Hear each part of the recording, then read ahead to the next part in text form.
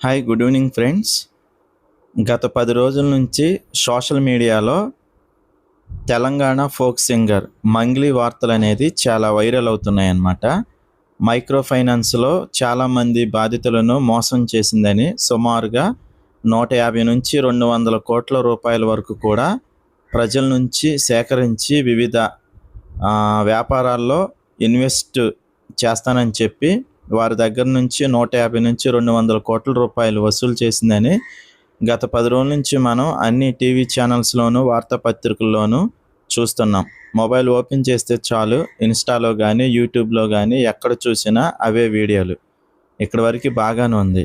నా డౌట్ ఏంటంటే బాధితులు ఎవరైతే ఉన్నారో మంగ్లీకి మేము డబ్బులిచ్చాము, మంగ్లీ పేరు చెప్తేనే మేము మధు అనే వ్యక్తికి డబ్బులిచ్చాము అని ఎవరైతే చెప్తున్నారో వారందరూ కూడా చెప్పే ఒక విషయం చాలా గమ్మత్తుగా, ఆశ్చర్యాన్ని కలిగించే విధంగా ఉంది. ఏంటంటే ఎవరు చూసినా విలేకరులు వెళ్ళి మీరు ఎంత ఇచ్చారమ్మా అని వాళ్ళని ప్రశ్నించినప్పుడు ప్రతి ఒక్కరు కూడా నేను 2 కోట్లు ఇచ్చాను, నేను 1 కోటి రూపాయలు ఇచ్చాను, నేను 50 లక్షలు ఇచ్చాను, నేను 70 లక్షలు ఇచ్చానని ప్రతి ఒక్కరు చెప్తున్నారు.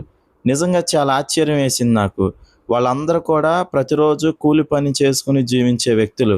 వీళ్ళందరూ కూడా మేము కోట్లు ఇచ్చామని, 2 కోట్లు ఇచ్చామని ఒకరు, 3 కోట్లు ఇచ్చామని ఒకరు, 1 కోటి రూపాయలు ఇచ్చామని ఒకరు, 50 లక్షలు ఇచ్చామని ఒకరు ఇలా చెప్తున్నారు. చాలా ఆశ్చర్యంగా ఉంది. నిజంగా వీళ్ళందరి దగ్గర ఇంత డబ్బు ఎక్కడిది? నిజంగా వీళ్ళు బాధితులేనా? లేకపోతే కావాలని ఇలా చెప్తున్నారా అనేది అర్థం కావడం లేదు. మీరు కూడా ఒకసారి సోషల్ మీడియాలో వైరల్ అవుతున్న ఆ వీడియోలు చూడండి.